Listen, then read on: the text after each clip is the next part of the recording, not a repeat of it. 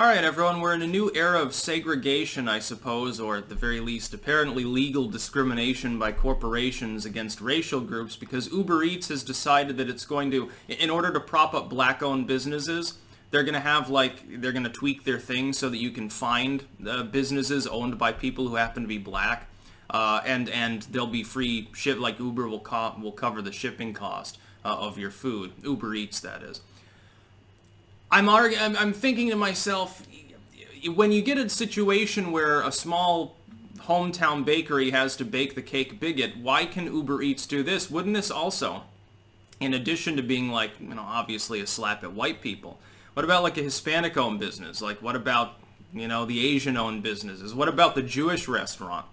There's going to be problems over this, I would think, and I can't imagine that this is actually going to get them many brownie points. Basically what this will do is maybe the black community and then, virtue signaling white liberals will be more likely to use Uber Eats. I think a lot of other businesses will be looking for alternatives. Somebody needs to create a major competitor to Uber Eats that won't grandstand. And it's funny to watch all these major corporations do this anyway, because there are people dumb enough not to be able to see past the fact that this is an advertising strategy. That's all it is. They're having the blackout day, the little square on their Twitter icon and stuff in order to promote racial justice or something. It's the same thing. Silicon Valley firms, with Facebook and Instagram and shit, prompting people right now, oh, here's how you can stand in solidarity. It's a grift. It's an attempt to make more moolah. They don't care about these issues insofar as the issues themselves exist. They only care about how they can use them. They're glad when there's police brutality. It gives them something to bitch about. It's just like back in the good old days when Silicon Valley stood against like SOPA and ACTA and stuff. Ultimately, that was an attempt to get more of an enthusiastic sort of user base, to say, well, we're promoting freedom and anti-censorship and stuff. Here's how you can help get people involved and so forth. But if you look at how over the last few years these companies have acted, it's clear that it wasn't out of any principle of being against censorship. Now they're all for it because there's more money in it. Because the lynch mob came and decided to attack people's sponsors, and they figured, well, if we can lose money doing that, or we can suck up to the SPLC and get a gold star, basically, we're going to go for that. We're gonna make sure that these groups will wash their hands, and then they'll wash ours, essentially. But it's funny, Ramsey used the term Jim Snow to describe this, and that's basically what it is. So you're saying, like, if I have a restaurant and I'm white, or let's say I'm from China or something like that, I'm fucked, basically. Uber Eats doesn't want me to do as much business. And I'll tell you why this is essentially demoting other people's activity. And I've used this anecdote before, so for anyone that's not familiar with this basic concept, this is also why I oppose affirmative action. Let me say that I have a store, and I sell two different types of bread. It's a really small town store, so there's only two types of loaves. They're basically the same, other than the brand. Other than that, they're the same calorie count, same number of slices, same weight, everything else is the same. Let's say that I promote brand A. Am I not, at the same time, by taking a limited amount of consumers and a limited amount of money that will be spent on bread, on this particular product, am I not demoting product B? I'm not directly saying it's bad, it's the same thing. I'm not shitting on it. Uber Eats isn't saying, well, we're going to charge you more to get food from white-owned businesses in order to promote racial justice. But it's still demoting them. In fact, it's demoting any business that's part of their network, part of, allowed to use Uber Eats or however the hell it works, that's not owned by black people. By default, they are demoting all of those other businesses. Maybe not by a huge amount, but there is an incremental decrease in the likelihood of them getting that order, because a person can save a few dollars getting it from a business owned by someone who is black. And it will inevitably harm those other businesses. Now, we're in a recession right now. Restaurants are beginning to open back up. Could this not make economic problems? In the most literal sense, these delivery services in the wake of coronavirus have skyrocketed.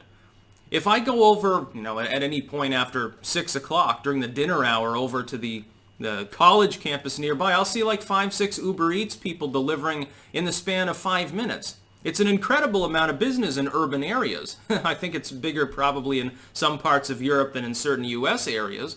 In the U.S., people like to drive out to go actually dine in. Coronavirus is changing that. When you have a company like this that is, a de facto monopoly for all intents and purposes, a lot of businesses, they don't do deliveries. So if you want it from a place that doesn't do deliveries, most people, they're going to use Uber Eats. And I don't know if there's any real comparable service with the same network and scope.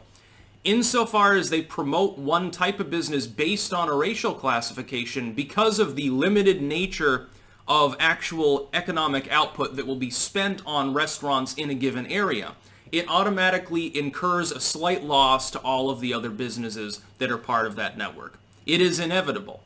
But Uber Eats will tell you that you're racist if you point this out. Oh, you just hate black people or something, because they want a virtue signal. But they're a big for-profit corporation.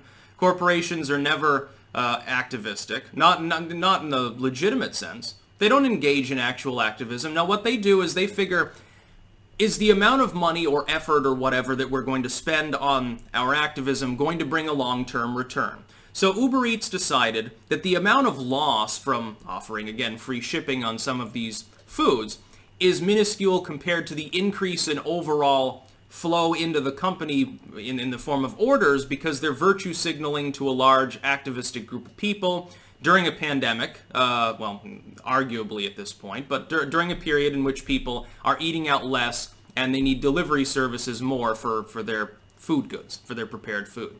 They figure that they will make more money than they will spend on such a venture.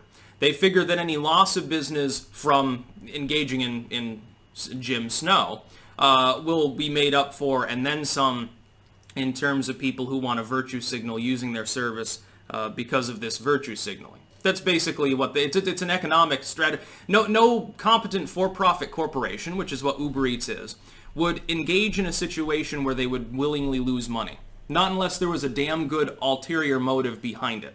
You know, political gain, long-term investment, throwing the stock for some reason related to vulture capitalists or something. Other than these things, there's no reason for them to ever do so. They would have to be led by morons.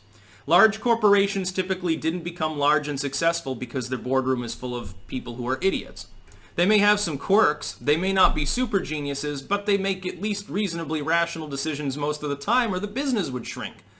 Well, Uber Eats is doing something very smart, which is right now, race is a big thing in the news, and they decided to grandstand in order to get some more of those college liberals to order their Starbucks lattes or their sushi or whatever, or their soy supplements using Uber Eats. And so they increase their business marginally, and in return, all they have to do is again, and it's not definite for what period they intend to do this, they just have to cancel the shipping fees associated with black-owned businesses. Well, that's discrimination, I would think. Not just against whites, too. Most people focus on that side of the argument because it makes it it's more convenient for the left, because you're allowed to dislike white people, and apparently for some reason they don't think that's bigoted. They think it's fine because we're supposedly not underprivileged enough. Including, like, you know, some rural Appalachian shoeless white person who's got no future and an 8th grade education living outside a coal mine. They're privileged compared to the black child who has 2 parents with master's degrees and lives, you know, a block from Harvard. It's amazing how this interesting situation works in the feeble minds of some of these individuals, and they've been completely conned by corporations. Now, you're supposed to be the smart ones. Why is it that the corporations always choose to try to con and virtue signal on you? Have you investigated why that might be the case? Maybe you're not quite as smart as you think. That's about all. Peace out.